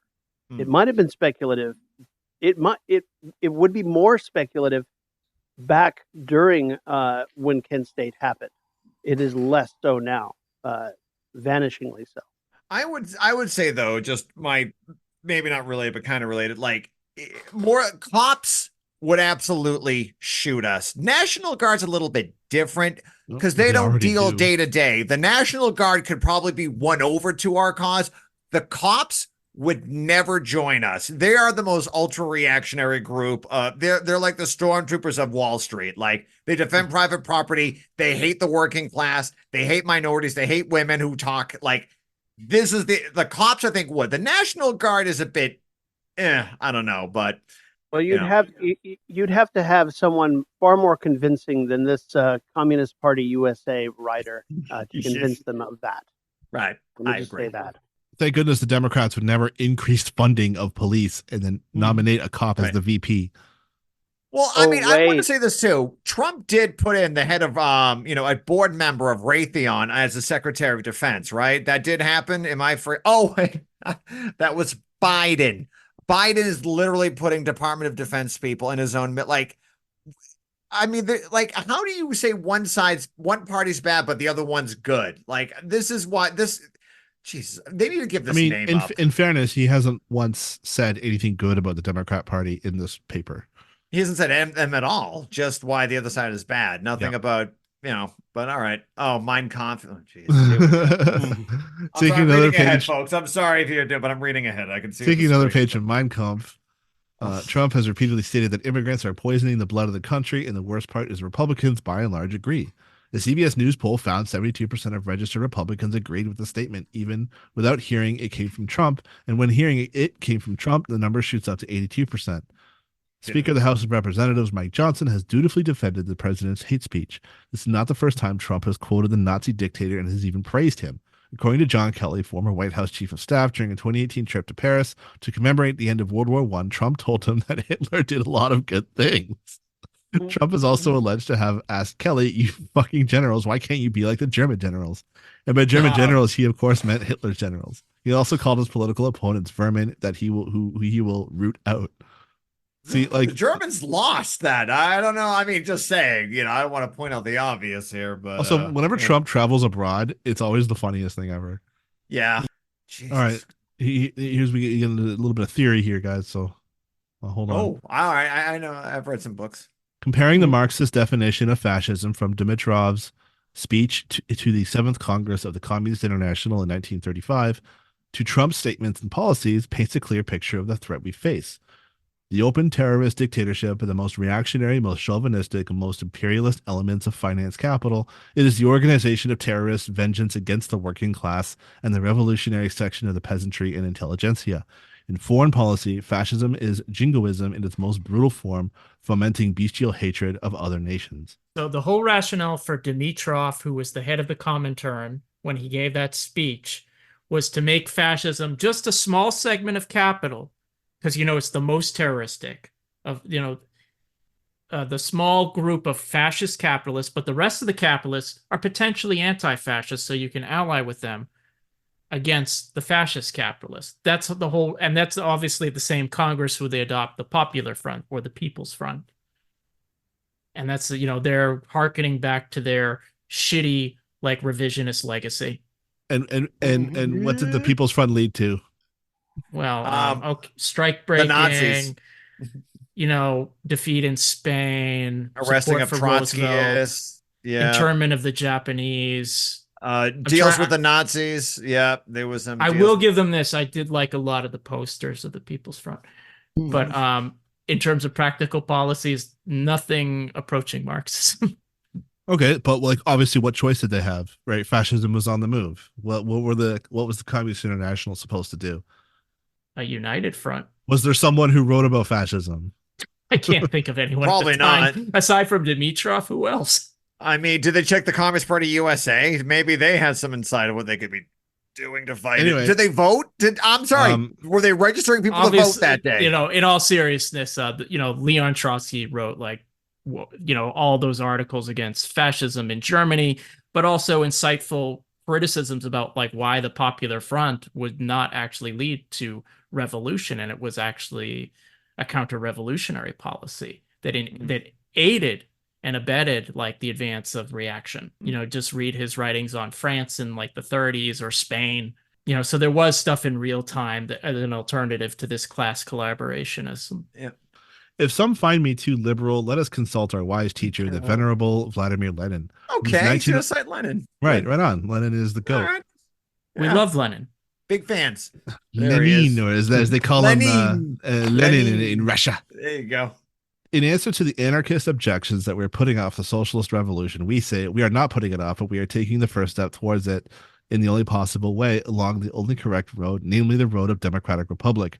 Whoever wants to reach socialism by a different road other than that of political democracy will inevitably arrive at conclusions that are absurd and reactionary, both in the economic and political sense. If any workers ask us at the given moment, what? All right. Why we should not go ahead and carry out our maximum program, we shall answer by pointing out how far the masses of the democratically minded people still are from socialism, how undeveloped class antagonism still are, how unorganized the proletarians still are. Organize hundreds of thousands of workers all over Russia, enlist the sympathy of millions for our program. Try to do this without confining yourselves to high-sounding but hollow anarchist phrases, and you will see once that in order to achieve this organization, in order to spread the socialist enlightenment, we must achieve the fullest possible measure of democratic reforms. Oh my God. Right? Lenin, 1905. So in 1905, this author may not be aware, there was a revolution in Russia, and Lenin was for completing the bourgeois revolution and achieving a republic, but it's very important to note how he said to do that. He was opposed to those Mensheviks and others who wanted to ally with the bourgeoisie. He actually wanted to organize the workers and peasants to overthrow the Tsar. And he supported something like the Moscow insurrection of that year. So this was the only class collaboration he was advocating was between the exploited classes. He wasn't saying support these freaking liberals. In fact, he considered them enemies. It was people like Plekhanov and Julius Martov, who were Lenin's opponents, who advocated that type of strategy. And maybe if this guy had read history and not looked at these quotes out of context to support his opportunism, he might understand that. You can quote Edward Bernstein or Karl Kautsky to support your crappy politics, but leave Lenin alone. Right. And 1905 was a lot different. Lenin learned a lot of lessons out of 1905 that you know what, they changed their program. Things had changed. Yeah, I mean, every time there's a Menshevik or Communist Party USA member, if they're referencing 1905 as that's a lot of China. Mao did a lot of their bad politicking based on 1905 conclusions. So whenever I see 1905 and a Stalinist doing it, they're going to misquote it and not leave and take it out of context. But so the article continues. I've discovered that Lenin becomes more relevant every year, not less, to the current conditions of the United States. I would agree with that. Article and the article. There you go. All right. Lenin says socialism is about people's power. How can you have a working class state where the workers are in charge without the workers being properly organized politically, economically, and socially to even reach a point where that is possible or gain the knowledge of their own true power and the experience of making their own decisions? A worker cannot run the state if they do not even understand or participate in basic democratic elections and civic affairs. Ultra-leftists have attempted to turn Lenin into a mascot of their immature fanaticism, while ignoring the brilliant Marxist and enlightened small d Democrat he actually was. Oh my Pause for groans. I don't want this guy lecturing I want you to about finish Lenin. this paragraph. Yeah, well, I'll finish Okay. it now. Oh my God. Wow. This is something we must correct. Only by defeating fascism and preserving our democratic republic will we press ahead on the road to socialism. It is our party's detractors who do the most harm to advancing communism by allowing liberals to lead political struggles rather than communists. If you cannot organize voter turnouts, then forget about your revolution. you utter clown. The methods of supporting vile opportunism for bourgeois liberals and the methods of fighting for proletariat revolution are so diametrically opposed. You know what? I can't organize a Democratic Party turnout, and I'm very proud of it. But you know what? I want to focus on organizing for proletarian revolution. Yeah. Because the way to do that, the methods to do that, the theories behind that are so opposed. They are on different planets. Yeah. And this guy cannot tell the difference. He is so mired in this theoretical and practical confusion. It's amazing. Guys are pro-capitalist. Yeah. And you know what? They're not talking about communist leading struggles. They are kissing the ass of every liberal that comes along. Because they don't want to scare people away from communism by telling people what it actually is. They'd rather, I guess, lie about it. And that's the problem we have with the MAGA communists, right? So we've gone from right-wing communists telling people to vote for Trump to, liberal communists to telling people to, vote against Trump, essentially, is what they're saying. Well, that's the thing that my edible's starting to kick in, and see if I can remember what I was about to say. Well, Doug, you were saying, that it's diametrically opposed, the methods and the goals of liberalism versus socialist revolution, and that's something that has started to I've started to note in these criticisms, because people will say things like, "Well, you want to get on the bus that takes you like closest to your destination." You ever heard that? Yes, I've heard that. It's great. And I'm like, but it's not in the same city. Like, do you understand? Right. Like it's not like, we're not going in the same direction. Like a quarter of the way to socialism. And then when I take control of the bus to go in this right direction, the liberals slash my tires and then yell at me. Yes. In order to successfully defeat Trump and protect democracy, we must mobilize, organize, and rally the great masses of the working class majority in this country, which the Democratic Party often fails to do themselves. After all, the 2020 Democratic victory in Georgia was accredited to nonpartisan grassroots community organizers instead of the Democratic National Committee political machine. Our co-chair Joe Sims said that defeating Biden's support for the Israeli government's genocide in Gaza is the path to defeating fascism in November. The massive show of force in the key swing state of Michigan, where over 101,000 people voted uncommitted rather than for Joe Biden in the Democratic primary, shows how high the stakes are for the fight for a ceasefire. Make no mistake, the fate of Palestine and U.S. democracy are now intertwined. Failure to reach a ceasefire could very well mean a defeat for Biden in Michigan and even in the entire general election. While Biden will have no one to blame but himself for this defeat, the result will be catastrophic. Ironically, Biden's love for Israel might end up with the U.S. becoming a Janus-faced Israel, a fascist country led by a corrupt authoritarian at the helm of a far right-wing party in command of a cruel and hateful security apparatus. We must do everything in our power to ensure this does not happen. How are you going to do that, though? I mean, you just told it's us funny to vote for him. Even above, they do call him Genocide Joe, but it's clear like these people just want, they just want Biden to stop maybe being so bad, but we're still going to support him no matter what he does. It's so shamefaced. Right. Just like this could be this is Rachel Maddow could really have done the same exact article. And she could have done it better. Yeah, she probably would have done it better. This is like, 101,000 votes in here. Like, is that really what we're going to be counting votes and stuff? Register to vote and everything? Like, come on. I just remembered this really biting protest chant from the 60s, which was, hey, LBJ, see you on election day. Yeah, that was... they were criticizing him, but they knew that they had to, to stop the Vietnam War, they had to reelect the guy doing it. That's how you do it. Yeah. Wow. So in answer to the Communist Party's problem here, I'd like to read a text from 1847.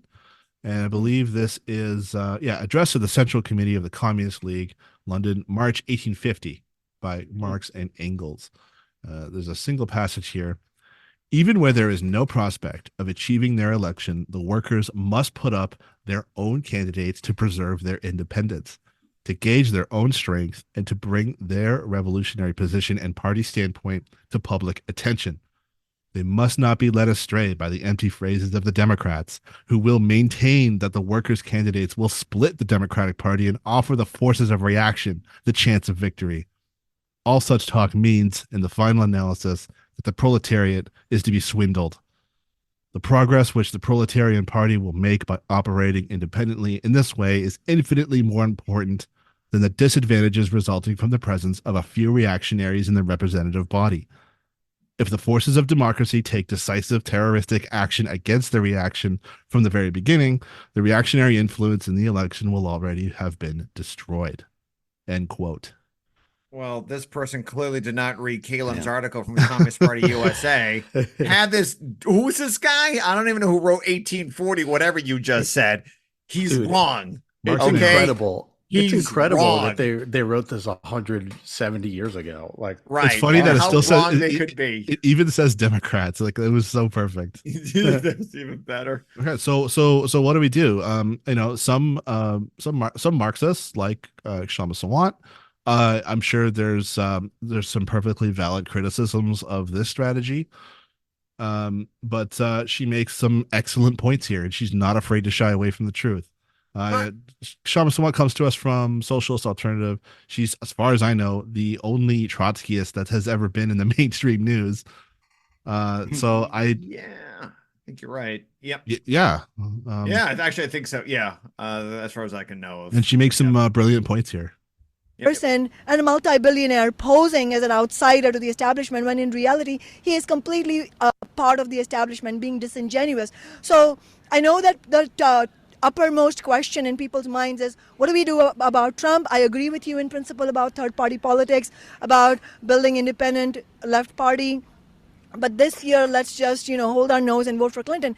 The problem with that logic of lesser evilism, first of all, it is ad infinitum, meaning there's never any end. If you buy into that logic, there's never a good year or never a good time to start building left politics. But more seriously, for people who are concerned about Trump, and I'm one of them, I'm horrified by Trump's agenda. But if you're horrified by Trump, then you have to be worried about not only Trump, but the possibility of the right having an ongoing basis to build itself. So look at what happened with the Tea Party. Let's learn some lessons from recent history. The Tea Party made historic gains in 2014, and many state legislatures are now dominated by the right wing, and we've seen right-to-work legislation come into place. We've seen massive attacks on reproductive rights of women. Why did that happen? That didn't happen in 2010 because suddenly America woke up and became right-wing. That happened because people had put all their faith in Obama, and by then the Obama administration had already angered millions of people with their corporate bailouts and absolutely being unwilling to address the needs of people who are facing massive unemployment, the foreclosure crisis, and now student debt. And by the way, this clip is 7 years old, and she's spot on. I know. Yeah, she's spot on. I will say, I actually have a lot of criticisms of Kshama Sawant and her politics, which, she did support Sanders, among other things. But, just looking at that clip, because, we've gone on long enough, she's right about, how the Democrats have alienated people and, Trump is not an outsider, he's a billionaire, and, how the Republicans have been able to capitalize on a lot of this discontent to elect the, Tea Party and etc. Right. That's true. Capitalists wanted one of their own in office. They needed to make sure they needed a steady hand, and unfortunately, he's batshit crazy. So the capitalist class overall, they want stability, and Trump doesn't really offer it. So they're not too crazy about it. When he was fucking with China and the trade war thing, he's kind of going against it. So but at the end of the day, he'll do what Wall Street wants. That's the thing. Right. All right. Last clip.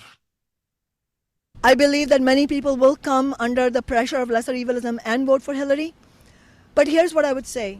If we are afraid of Trump, and if we are angry at the corporate politics, the Wall Street domination of the Democratic Party, then we don't have a choice but to build an independent party for the 99%. So the scenario I would play out is this. Imagine if on election night in November, Jill Stein will have won 1.5 million votes. That's not enough to win the election, but it is the kind of vote, it's the kind of number that will make young people all across America sit up and take notice and feel the hope we can build an independent party. That's what's at stake. The feeling, among millions of people, a sense of empowerment, that we could do this in the coming years.